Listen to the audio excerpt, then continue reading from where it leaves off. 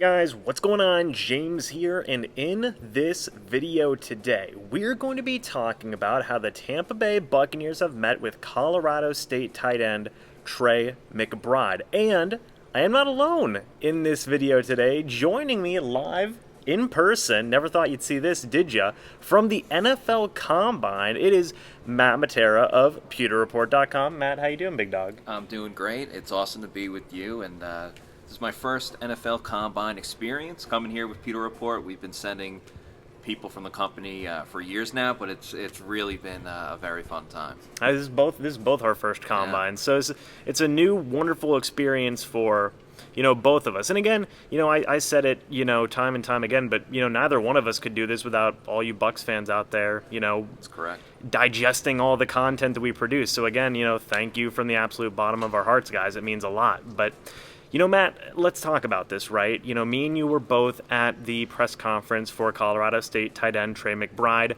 I asked the question, have you met with the Tampa Bay Buccaneers? If so, how did that meeting go? And Trey said that he had not met with the Bucs yet, but he did have a formal interview with them today. He is going to be meeting with them today.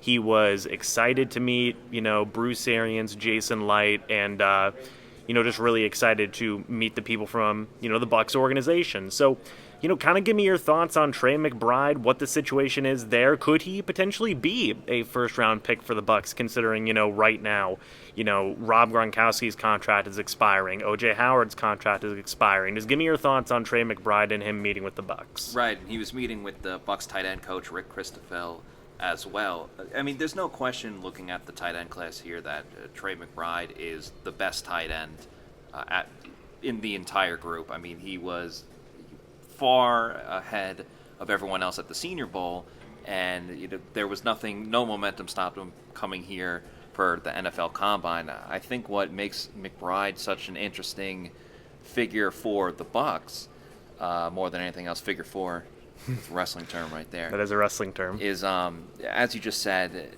Gronk, it's up in the air whether or not he's going to retire. O.J. Howard doesn't look like he's coming back.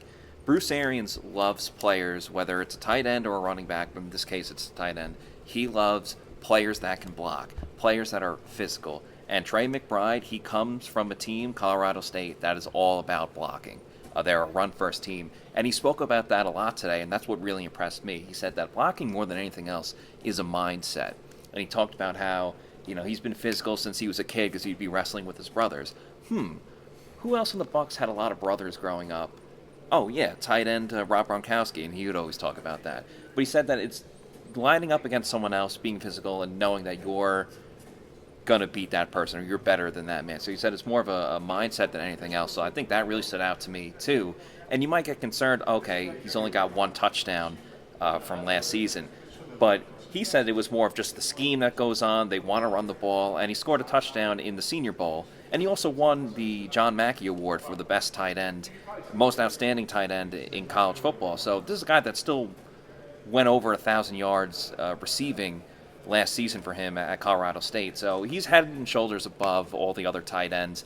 Would he be a first-round pick for the Bucs? It's a very good class of tight ends this year. I don't know if you want to do that in the first round when you still have to address the offensive line and getting either a second receiver or third wide receiver, depending on what happens with Chris Godwin. But for sure, without question, McBride is on the Bucs' radar. Yeah, I think that was, an important thing to note, right? That, Colorado State had a run-first offense. There wasn't necessarily, a huge chance for McBride to get a ton of receiving opportunities, except, in his senior year, obviously. He went over 1,000 yards, had 90 catches, had only the one touchdown. But again, part of that is because of the fact that, hey, Colorado State was running the football in the red zone a lot, so there wasn't a ton of really big-time opportunities for McBride to show what he can do. But I agree with a lot of what you said there, Matt. It is going to be a good tight end class. There is going to be, a need there for the Tampa Bay Buccaneers, and you can make a comparison to a guy like Rob Gronkowski. McBride, when asked about, certain tight ends that he wants to mold his game after, one guy that he mentioned was George Kittle. That's another guy that is one of those tight ends that can do everything for you. He can be a big receiving threat. He can be a fantastic blocking option as well. And, Matt, we've heard Bruce Arians say it time and time and time again.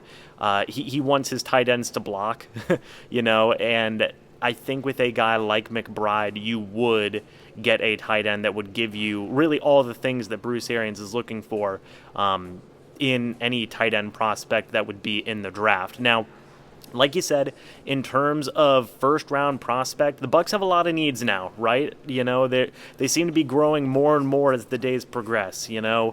Quarterback, they're not going to be taking a quarterback in the first round, although, hey, never say never, Matt, at this point in life. But offensive line is going to be a big concern.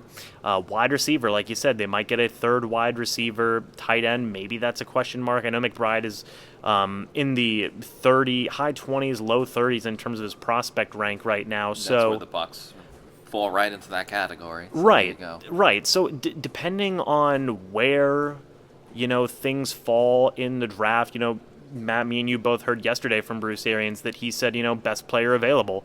That's going to be what they decide to do with that. Will that player be Trey McBride? We don't know, but we'll just have to wait and see. So, Matt, I want to thank you for being on. It is greatly, greatly appreciated. Sure, sir, we're here live at the Combine, man. A really good day yesterday, really good day today, and tomorrow will be another fantastic day.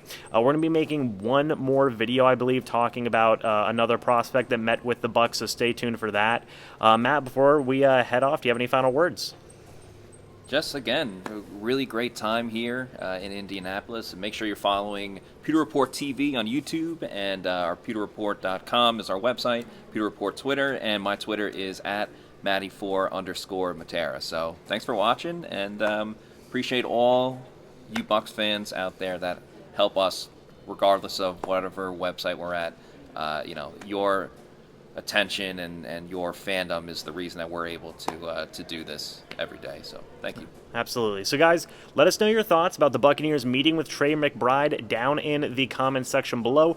Do you think they should take a tight end like Trey McBride in the first round, or do you feel they should go with a different option, maybe an offensive lineman, maybe a wide receiver? Give us your thoughts on that, guys. But anyway, thank you guys so much for watching this video. Hope you all enjoyed, and we will see you all in the next video or the next live stream. But until then, and as always, guys, goodbye for now, and go Bucs. Peace.